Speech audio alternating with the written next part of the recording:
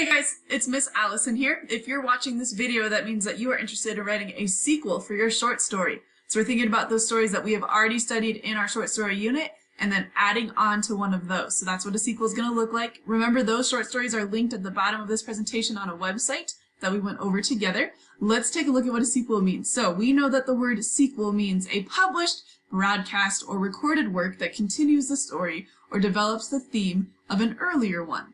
So I put on the slides that commercial of Ferris Bueller. Now, I don't know if I can consider that completely a sequel. It's kind of a remake, right? But he is a little bit older and doing some different things. But I just thought that was kind of funny to put on there for an example to get you thinking, okay?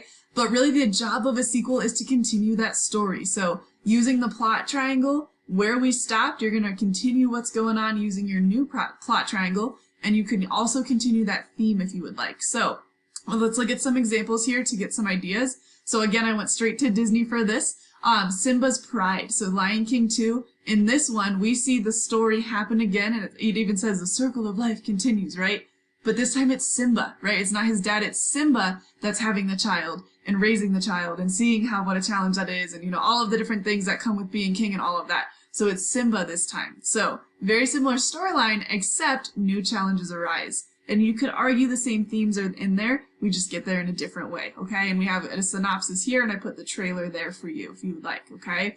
Awesome. This one is another good example from Pixar or Disney, right? It's Cars 2. So we have the same characters, but this time they're facing completely new obstacles in this movie, okay? So instead of trying to kind of rise up to stardom, like the first one in Lightning McQueen, this one is a completely different one. It's like a whole journey and kind of dealing with the after effect of the end of Cars 1. And you can see here there's a trailer and then a really long description if you are excited to read about Cars 2. But that just gives you an idea of what a sequel is. So really the main thing that you want to focus on for your sequel is take that story. What do we already know about those characters? Who are they already? That work is done. We're going to keep them who they are, right?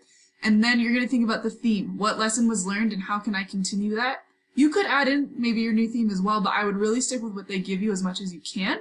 Your job is to have new events and challenges be faced, keeping tight to those things that we already know. So for instance, we know in Gift of the Magi, Della and Jim are very committed to each other. We learn that at the end.